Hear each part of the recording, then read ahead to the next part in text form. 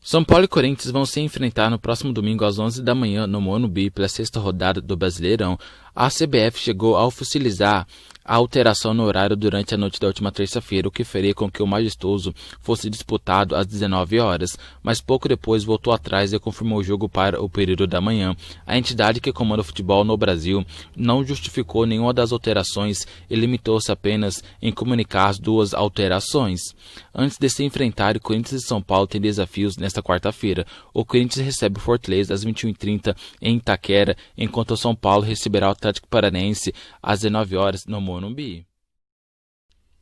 Se a situação de São Paulo em seu grupo da Libertadores não está das mais fáceis, agora ficou ainda mais complicada. Isso porque a Conmebol já avisou bem nacional que o time não poderá mais atuar em Juliaca no restante da competição, tendo que mandar seus 2 jogos restantes em Lima. Dessa forma, o São Paulo foi a única equipe ao encarar o Binacional na altitude de 3.800 metros de Juliaca. River Plate e LDU ainda terão partidas fora de casa contra os peruanos, porém esses duelos serão realizados em Lima, cidade que está no nível do mar. De acordo com o jornal peruano La República, o Binacional já foi notificado pela Conmebol e agora deve decidir em qual estádio mandará os jogos contra River Plate e LDU em Lima.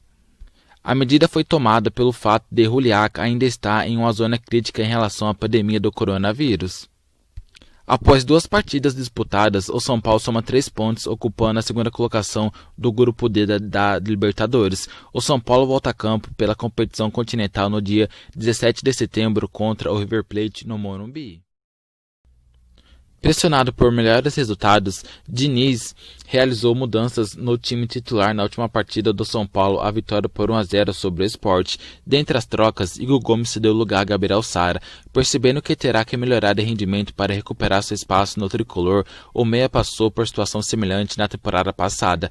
Na reta final do Paulistão, Igor Gomes assumiu a titularidade e passou a ser peça ofensiva importante do time que chegou à decisão da competição. No entanto, no início do Brasileirão, perdeu espaço sob o comando de Cuca. No restante do ano, Igor Gomes seguiu sendo reserva e sendo utilizado durante as partidas. Foi apenas com Diniz que o jogador voltou a ser titular na parte final do Brasileirão. Com o Hernanes não conseguindo apresentar um bom futebol, a cria de Cotia mostrou que poderia trazer dinamismo à equipe. Apesar de ter perdido a condição de titular na última rodada, Igor Gomes ainda tem a admiração de Diniz, que busca encontrar a melhor maneira de encaixar o jogador no time novamente. Desde que passou a ser o meia da equipe, o atleta revelado por Cotia foi elogiado constantemente por Diniz. Com 7 gols e 4 assistências, Pablo é o jogador de São Paulo com mais participação direta em gols em 2020. Em média, essa é a temporada mais artilheira da carreira dele. O camisa 9, inclusive, já igualou seu número de gols de 2019, primeira temporada no São Paulo. No ano passado, ele sofreu com lesões e ainda foi artilheiro do elenco com 7 gols em 30 partidas. Nesse ano, é novamente o maior goleador do grupo, com 7 gols em 17 jogos.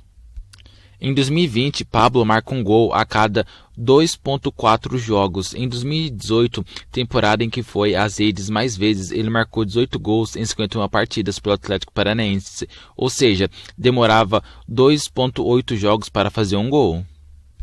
Nesta quarta-feira, Pablo vai reencontrar o Atlético Paranaense no Morumbi. A partida é válida pela 11ª rodada que foi adiantada para acomodar a tabela da Libertadores no calendário são paulino. Na última terça-feira, o programa Gazeta Esportiva contou com a participação ao vivo de Rogério Ceni, técnico do Fortaleza. Perguntado sobre a má fase e a seca de títulos do São Paulo, o ídolo são paulino atribuiu o momento turbulento, prolongando erros da gestão do clube. São 8 anos sem títulos. O último foi a Sul-Americana de 2012 que nós vencemos, o segundo mais importante do continente. É um momento de baixa que reflete muitas vezes decisões fora de campo, erros de planejamento.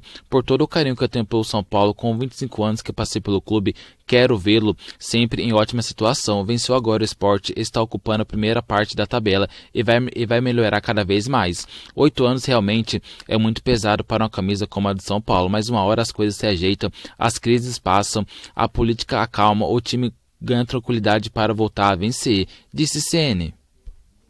Ao comentar sobre a possibilidade de voltar ao São Paulo como treinador, Ceni despistou, porém garantiu que sua conexão com São Paulo jamais será encerrada. Um dia é lógico que estarei de volta de um jeito ou de outro, seja aplaudindo no estádio, assistindo jogos no Morumbi, trabalhando ou não. O São Paulo fez tudo o que podia por mim e eu fiz o meu melhor pelo São Paulo. Essa relação de respeito e carinho vai ser para sempre, finalizou.